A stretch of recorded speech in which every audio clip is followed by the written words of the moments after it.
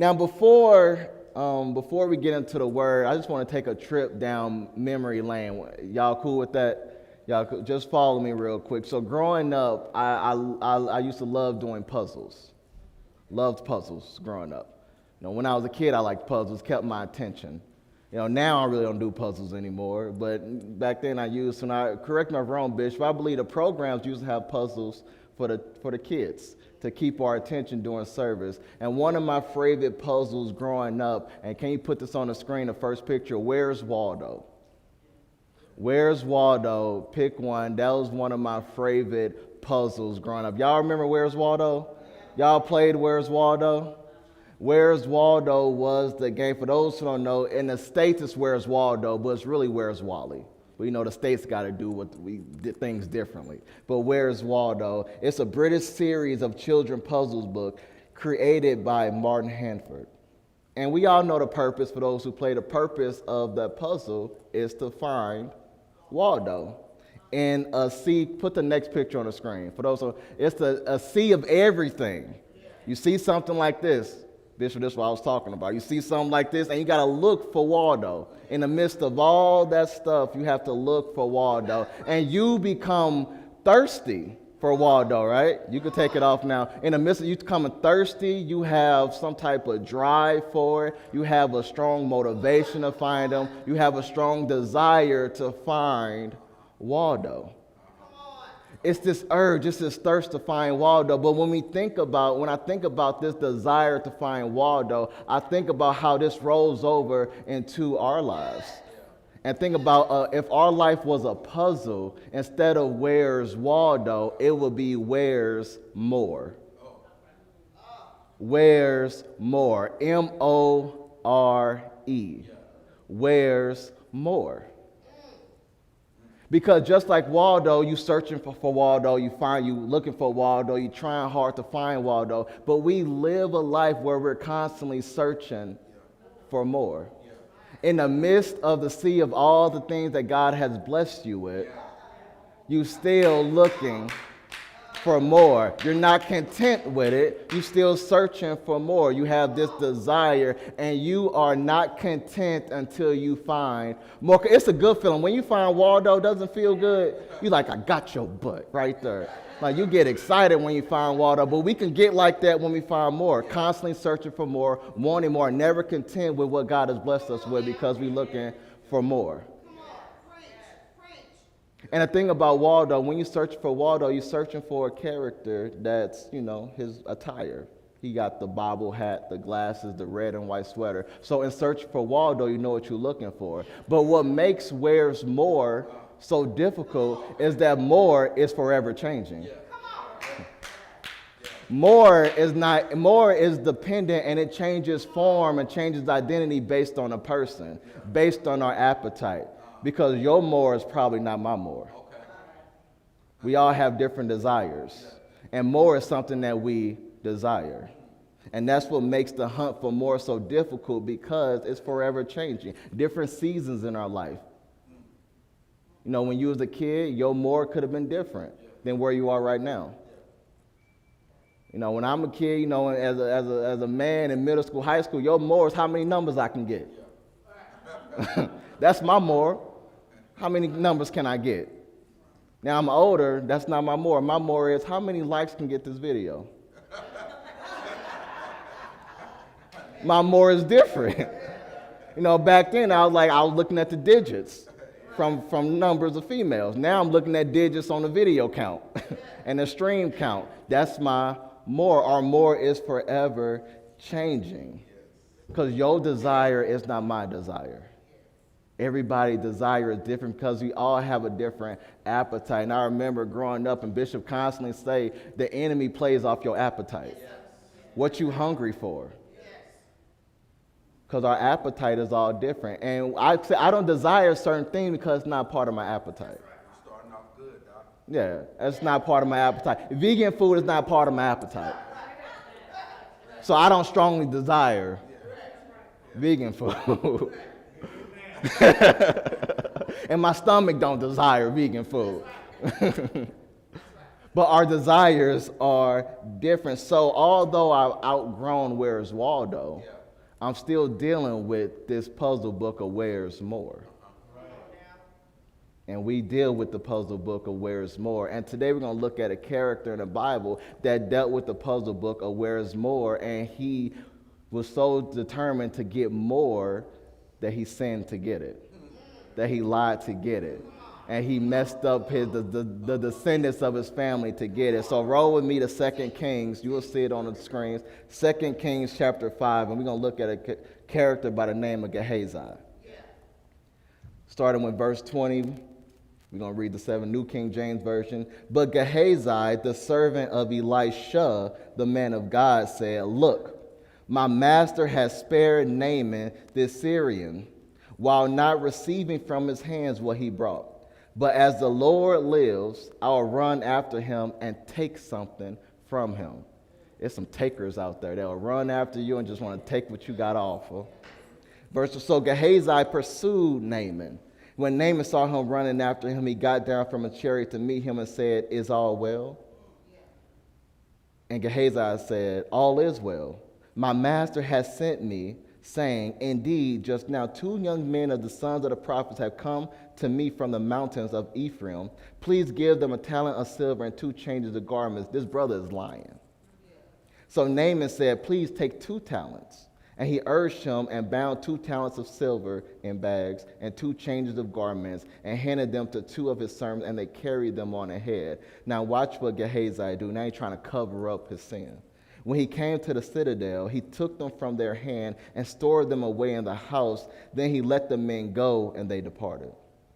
Now he went in and stood before his master. Elisha said to him, "Where did you go, Gehazi?" And he said, "Your servant didn't go anywhere." "I ain't go nowhere." Sitting there lying. People lying to your face. That's one of the most disrespectful things you can do, is lie in somebody's face. Lock eyes with them and just lie.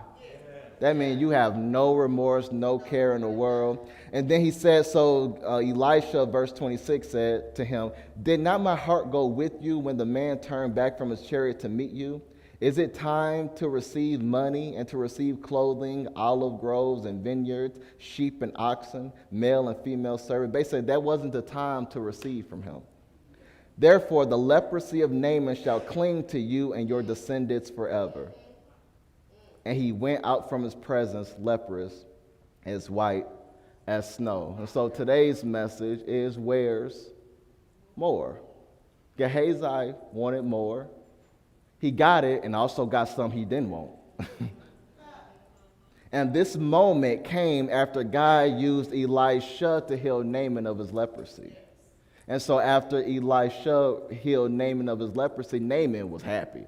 I mean, because leprosy was incurable, and he just got cured from leprosy. So he excited, he happy, and he ready to bless Elisha with a gift. And Elisha was like, "I'm good. I didn't do this for that. That wasn't the purpose of me healing you." So he turned the gift down. And his servant, Gehazi, didn't agree with that. As we read in the text, said, "No, my master letting this brother off easy. No, we need to take advantage of this opportunity." So there's a lot of people that look for opportunities to take advantage of. We need to capitalize on this moment because Naaman has been wreaking havoc in Israel, so this brother owes us. So we need to capitalize. He's trying to give something. Let's get what we can get out of him. Let's take everything. He want to give something, let's get everything from him. And we need to capitalize off this moment because Naaman, he raided them, he took their people, and Gehazi was simply confused. He was simply confused on why Elisha didn't accept the gift because it was Naaman. Naaman was not a good dude to Israel. Naaman wreaked havoc in Israel. He was the commander of the Syrian army. He was a mighty man of valor. He had influence, he had affluence, he had power, he had accomplishments, yet he was a leper. So in the midst of all those accomplishments, in the midst of all these things going for him, the one thing he had going against him was something that he couldn't cure with money, couldn't cure with his power, couldn't cure with his accomplishments. It was leprosy. Leprosy was it. Once you got it, you got it. Nothing can heal you. No Vicks Vapor Rub. It's done. You are out for the count when it comes, because you are slowly dying. And now Naaman, it's crazy how so publicly he's well accomplished, but privately he's suffering from leprosy. Publicly he's the man. Privately he's battling something that he can't cure himself. And so no matter how holy you are, no matter how accomplished you are, no matter how many degrees you got, we are all battling something privately. That's why you can't judge. You don't know what they're going through privately. Outwardly, they good. They see Naaman, he got his armor, he the man, he got all the respect, and they don't know that behind closed doors, and when he take that armor off, he's suffering from leprosy. And we all suffering from something privately. When you leave church and you go back home and you all alone, what you dealing with? When it's you and your thoughts, what are you struggling with? When you take that makeup off, what you struggling with? When you take that mask off, what you struggling with? We all struggling with something privately. And one of the hardest things I had to do in my life was when I was going through the loss of my fiance back in 2016, is to perform in front of people. So publicly, I'm looking good. I'm smiling, people laughing, I'm having a good time, but privately, I'm suffering. We all going through something behind closed doors. That's why you need to pray for people. No matter how good they look, no matter how much they smile, how clean because that stuff is just a cover-up. People use accomplishments as a cover-up, makeup as a cover-up, people use their smile as a cover-up, people use their possessions as a cover-up. Because people think all because you have an abundance of possessions, you good. But secretly, you struggling. You struggling. And Naaman was suffering privately. And here's the thing, even though Naaman was suffering privately, he still led raids in Israel. He still was tearing Israel up. He led raids. He took people captive. And now, check this out, now he's going back to the place that he raided, needing help. So note to self, be careful which bridges you burn. Be careful what enemies you make out there, because you never know when you're going to need them. Naaman raided them, and now he's back there looking for help. People be like that sometimes. People will come into your life, they'll wreak havoc, they will raid. See, Naaman raided and took people, took things as captive. It's people that raided your life and took things from you. They took your peace, they took your confidence, they took your sanity, they took your happiness, and now they coming back needing some help. People will do you wrong after they ran your name in the mud, trolled you on social media, they did all this stuff, and now, hey, I need you. And what do? You know, as a human, you know, you like, no, you owe me something. You see it a lot in relationships when another spouse get mad at somebody and then they trying to apologize. I want something.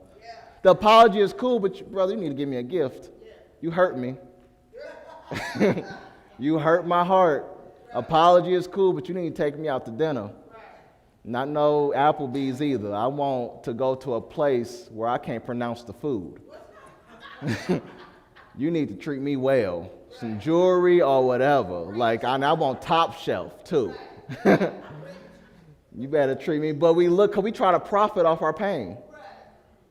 People, somebody hurt you, gonna say, okay, you owe me. You owe me, bro. You owe me. I remember this person, I remember this one dude, he just was nasty in school, like just petty. He didn't care at all. He didn't care who he made mad and all that stuff. And he talked about everybody. And then even on Twitter, he got me a few times. And then next thing you know, he said, hey man, can you put in a good word at your job for me? Oh, this must be a test guide, because I'm not doing it. I'm going to fail this test. Yeah, you just trolled me, man. Now you need me to put in a good word. No, I'm sorry. I'm saved, but I'm human too. So no. But it's when your enemy, see, God will flip the script like that. Your enemy will sit there and treat you wrong and treat you mean and treat you nasty. And next thing you know, they need you. They need you. The Bible says it'll make your enemy your footstool. So that's why you shouldn't try to fight fire or fire. God will take care of all that. God will take care of all that pain. You know, you trying to fight that firefight. You trying to go match that pain, match that hurt, match that aggression that they having. But yeah, just know that God gonna take care of it. God gonna take care of it. Next, you know, they coming back around needing you. And that's when you know, look at God. You hurt me and now you need me. Naaman hurt them, now he needs them. And what you gonna do? Because it was a little Israelite girl that he took captive, the one who led Naaman to Elisha. That little girl could have easily minded her business. She could have easily minded her business and left and saw Naaman with leprosy and didn't say anything. But yet she said something because it was a bigger picture. Leading somebody to God. Leading somebody to God. How many lives you could have sent or made an impact in if you just didn't mind your business when somebody was in need? Like, you know, I mean, I'm not saying getting everybody business, but you know somebody that's close to you, somebody that you saw suffering privately. She saw Naaman suffering privately. Nobody else saw it but her. She could have easily just turned the other way. But you see somebody struggling, and you have a chance. You have a chance to send them in the right direction. What do? Do you just ignore it? And she sent Naaman to Elisha. But now, after Elisha healed him, this is when Gehazi is not understanding why we didn't take any gifts, because this is all payback. How many of us just want payback? Come on. We want payback. If we have a chance to, no, come on. Come on, we got to be honest. We got to keep it real. We got to keep it 100. A lot of us, we want payback out here. If somebody hurt us, that hurt us deeply, and we truly cared about, we want to get our lick back. And Gehazi is saying, basically, this is the opportunity to get our stuff back. He stole from us. He took from us. Now it's time to take from him. Take from him. He's offering. Let's take it. He owe us. You owe. You owe us for all the drama you brought into our life. It's people that brought drama into our life. You owe us. People that took from our life, you owe us. And that's when that greed comes in. That greed comes in as the fact that you owe us. You owe us. You see it in relationships. You see it in everything. And in this one moment, we saw the greed of Gehazi. He started playing where's more. He searched for it. He found it. And now he liked it. He got exposed to more that somebody else had. Now he wanted. And he said, but as the Lord lives, I'll run after him and take something from him. So Gehazi pursued Naaman. He pursued Naaman. He pursued to take. He pursued to take. Everybody, you have to be mindful. If they're chasing you, they want something from you. People are like, I want to be chased. Do you really want to be chased? Because if they hunt you down, they want something. It's some hunters. They want something. Then you get upset when they get you and they take what they want, and then it wasn't. You thought it was something different. You thought they really liked you, but they just wanted something from you. You thought they were really for you, but they just wanted something from you. They taken.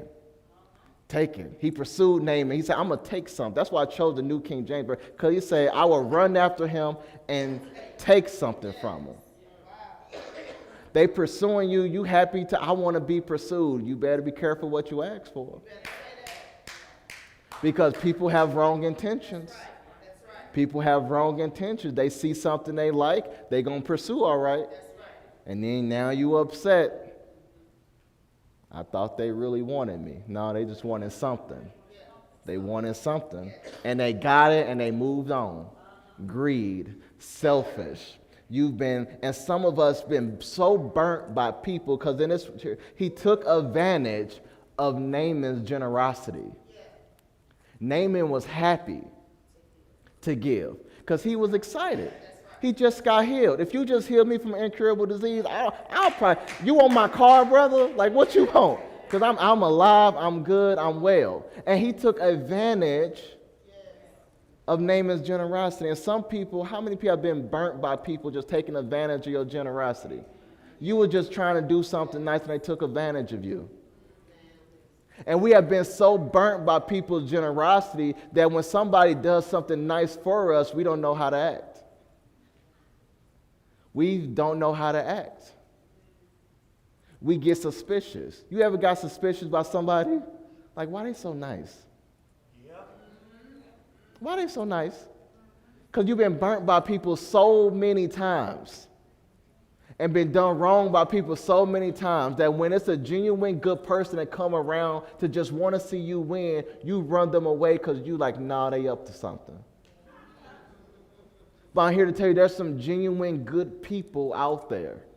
It's some genuine good people out there that want to see you win, that want to see you succeed, that don't want nothing from you. They just want to see you win. They're in a position to help. They want to help you out. They don't want to take nothing from you, but you've been so burnt that you have a wall up that when you're not allowing no good people to enter because you've been burnt. And that's the thing. When you're constantly searching for more, it's selfish. You don't care who you hurt. You will take advantage of anybody. You will take advantage of any situation. You will take advantage of people's generosity because you just want more. You don't care who you make upset. You just want more. You don't care who you offend. You just want more because you're feeding that appetite of more. You develop greed. And greed is a selfish desire. And in this text, we see greed. And often with greed comes covetousness. To me, there's cousins. They're cousins. Because greed is a selfish desire to want more, right? But to covet something means to strongly desire what somebody else have. And a lot of times what we want is what somebody else have. And so you covet. So you see greed and you see covet. And both of those words, check this out, both of these words are used to translate one word, a Greek word, pleonexia. Pleonexia, which is a greedy desire to have more. A greedy desire. And so in this text, you see a greedy desire to have more. Because there's nothing cool about greed. There's nothing unselfish about greed. Greed is 100% just selfish. You in it for yourself. You don't care who you make upset. You don't care what you do. You don't care what you say. You want what you want. You want what you want. Pleonexia. Say pleonexia.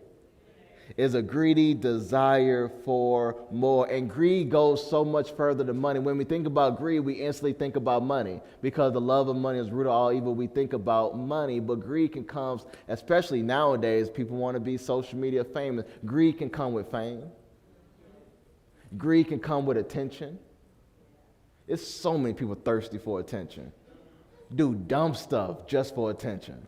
Say anything. Some people don't even really mean what they say. They just want to get attention. You see it a lot. You greed for attention. You greedy for money. You greed for power. You greed for compliments. So driven by compliments. Just searching for compliments. And then you greed for time. Greed can cover so many different things because it's all dependent on your desire. What do you desire? And that's greed. Well, and here's the thing. These things are not evil in and out of themselves.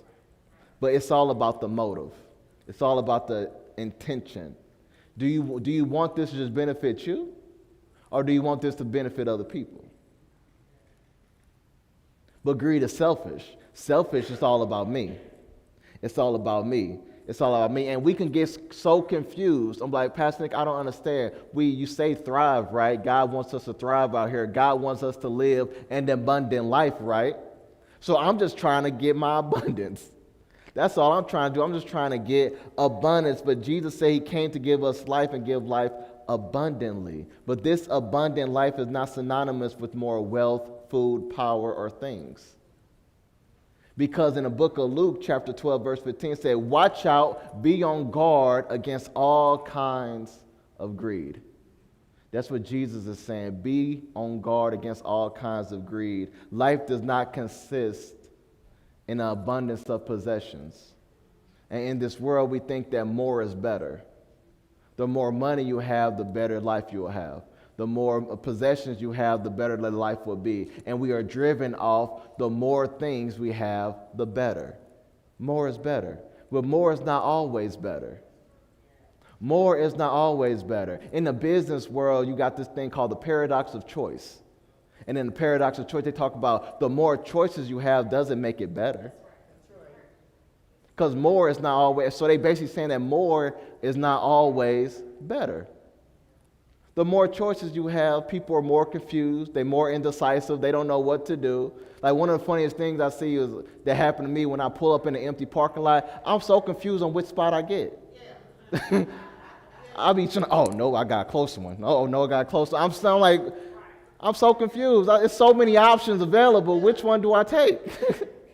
But the more options you have, the better. So more is not always better, but we are so conditioned to think the more things we have, the better it will be. And if that was the case, you would see a lot of people, a lot of famous people, a lot of celebrities kill themselves. Because more was better, they should be good. But let me tell you something. All the cars, you cannot buy that many cars if you don't have peace. That cars don't cover peace, money don't cover peace, things don't cover peace. And a lot of people are just not at peace with themselves. They up all night, they in their own head struggling with so many private battles, and yet they in there, they doing all that in a mansion. Yeah. To you like, how do you not at peace in a mansion? Because that's nothing. That's nothing. You're not supposed to measure life on the abundance of possessions. The number of possessions you have does not measure the amount of peace that you have. But we are so greedy for things, we think that that's it. So greedy for the fame, so greedy for the money, so greedy for the gifts, and so greedy that we are so conditioned to think that all because I have this much, I should be good. And let me tell you something, you will never be good. Because greed and covetousness, you are never satisfied. You always going to constantly want more. When you find Waldo on one puzzle, you go on to the next one and find Waldo again. When you find more on one level, you go to the next level and find more. You're constantly searching for more. You thought you was good, you may, oh man, if I get this much money, I'm good. You get that much money, I want more. I need more. You're constantly searching for more. Next thing you know, you're doing things you say you will never do just for more. You saying things you will never say just for more. You behave in a way that you never thought you would behave in just to obtain more because you fell in love with more.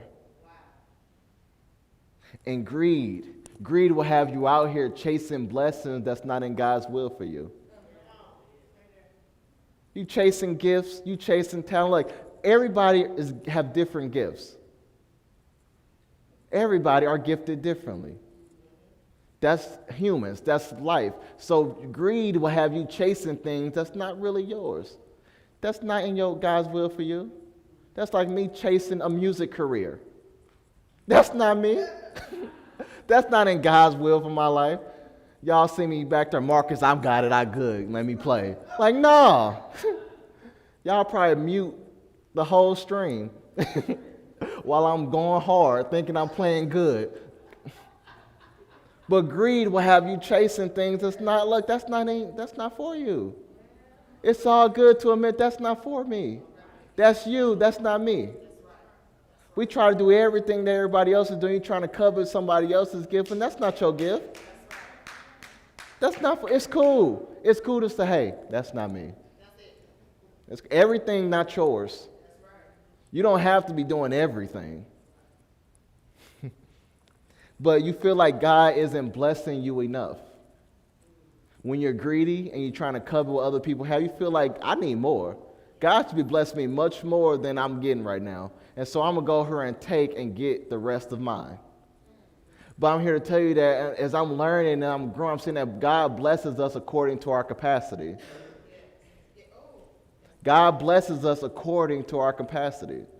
Like he'll never give you more than you can bear, right? That's a capacity thing. So a lot of us want more, but can you handle more? See, different in this season of life, you can't handle all that you want. You desire it and you're like, God, I know you're tugging on me. I know this is for me. You just need to know. But that's going to be too much for you. Because he blesses us according to our capacity. We all have different capacity levels. And that's why in the next sermon series I'm doing starting in June, I think it's about stewardship, managing what we already have. You want God to bless you with more. You constantly searching for more, and you're upset that you don't have more, but you can't even handle what you got. You can't handle what you got. You can't. You want more of this, but you can't handle the little of that you have. But if you handle the little that you have, you will develop the mindset to handle the more stuff. They tell people all the time, if you can't manage $100, you're not going to be able to manage $100,000. It's a mindset thing. Stewardship. So yeah, we're going to talk about that stewardship because a lot of us want more, but we can't even handle what we got. You want to search for more and you can't handle what we got. Instead of asking for more, ask God to increase my capacity. I want to be able to handle all that you have for me. So increase my capacity. Let me tell you something. I was so concerned accepting this assignment because I felt like I didn't have the capacity. I didn't. That's to be honest, being truthful. I'm working 40 hours a week, and as much as I love preaching, I'm like, God, I love preaching. I love that Bishop giving me the opportunity to preach, but do I have the capacity? And I pray, God, just give me the capacity. And over time, I started feeling like, whoa, this is cool. The capacity started increasing. And now the way I manage and steward my time is in a way where I can be productive at work and this. It's all about stewardship and capacity. Ask God to increase.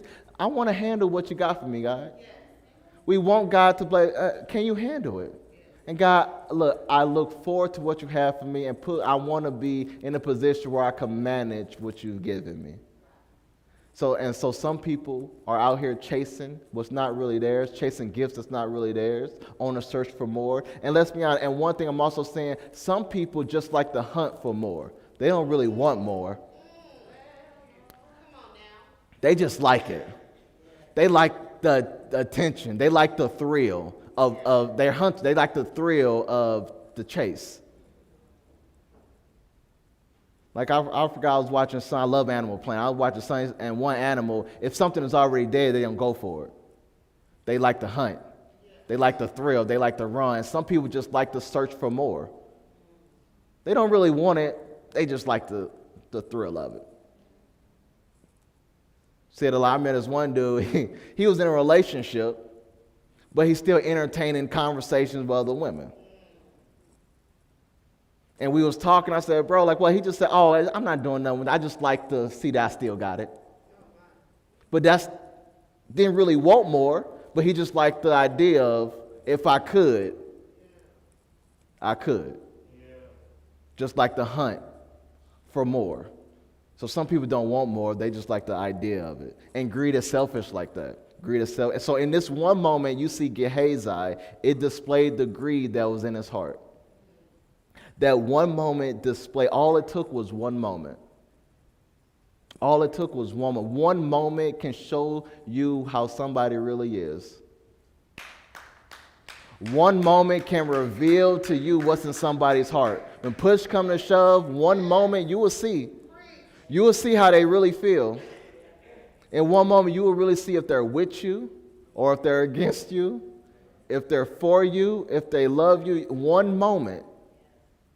One moment. And this one moment, you saw what was in his heart. That's why be careful with what you say you will never do.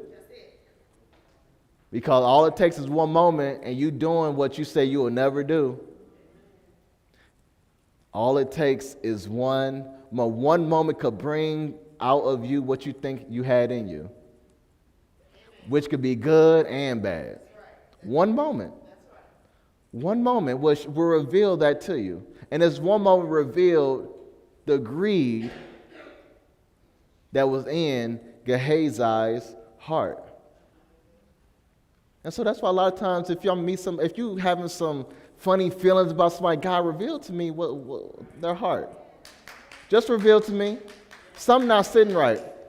If people come up to you like, hey, this person like this person like, hey, watch out. If, like, oh, this person nice. Oh, you never seen them in this moment. Yeah. Oh, they not selfish. They not selfish because they got nothing. That's right. That selfish heart will show when they got something. Yeah, they all cool when they don't got nothing. They nice and everything. They all for you. They showing you attention and everything. But the second they get something, and you ask something from them, oh no. Now they switched up on you. All it took was one moment to reveal what's in somebody's heart.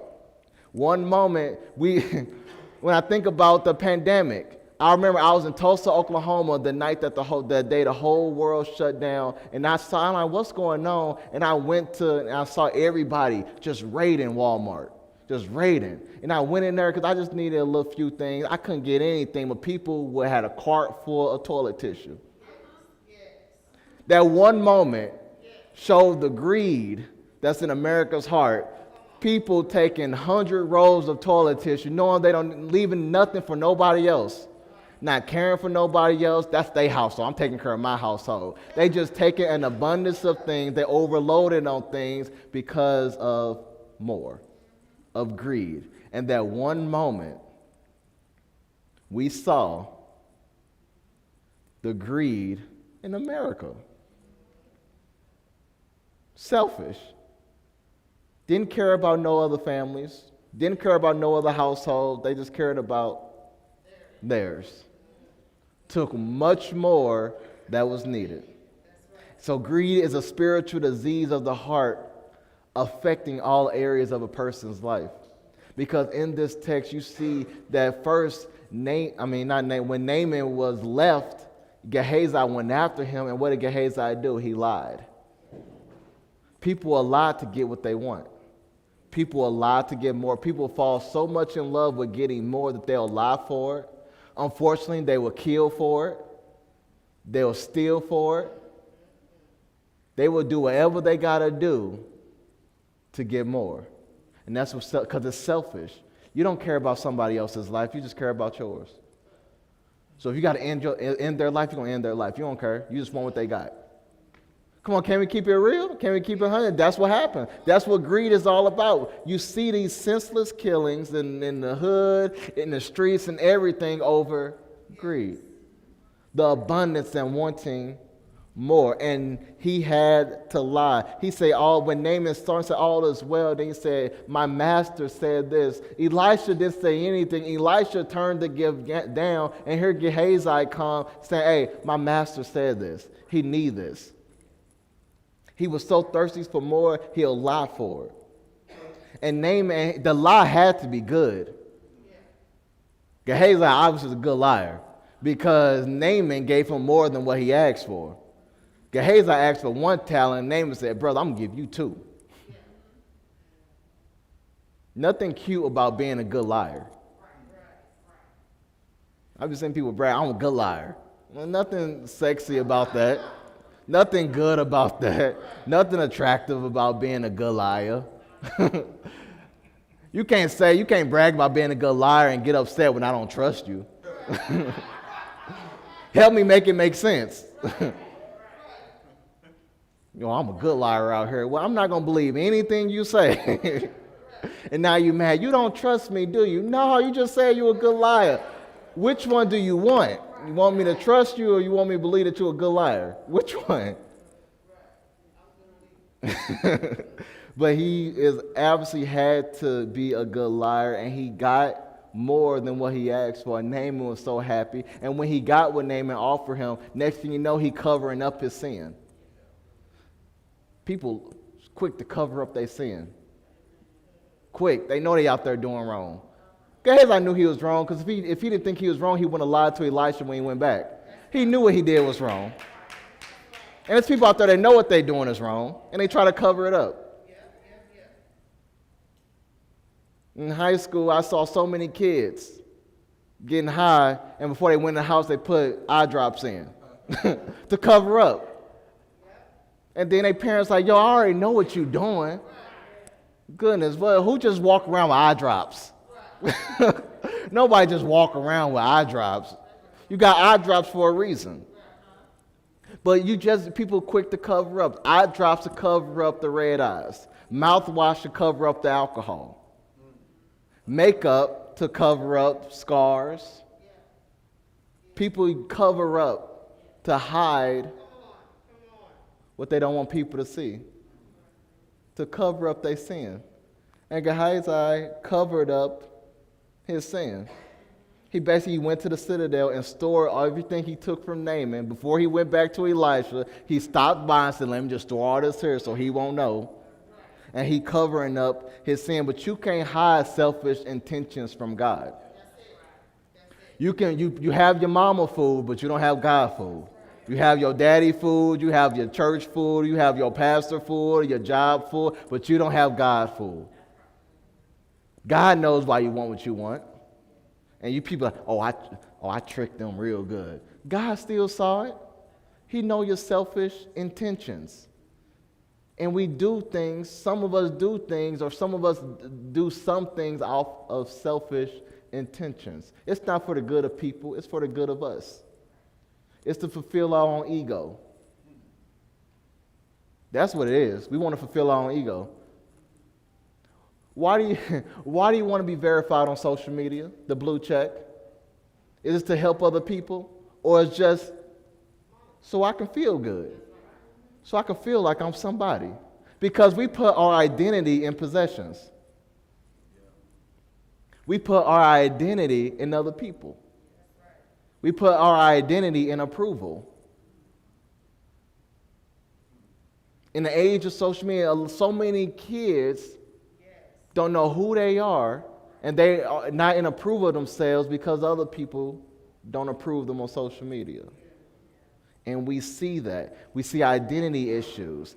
Kids don't know who they are because they're not getting the attention that they think that they should be getting on the ground. Instagram is my favorite app, by the way. I love Instagram, but on the ground, people be like, oh man,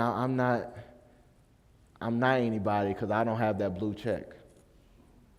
And you feel like that. That's the reality of the world we live in.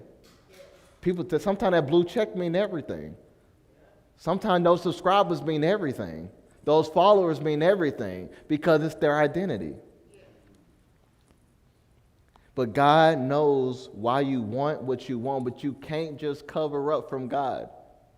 You can cover up from people, but you can't cover up from God. You can fool people, but you can't fool God. You can delete those text messages all you want. God saw you deleting those text messages. You can clear those internet cookies all you want. God saw those internet cookies you deleted. We know why. Nobody delete internet history for fun.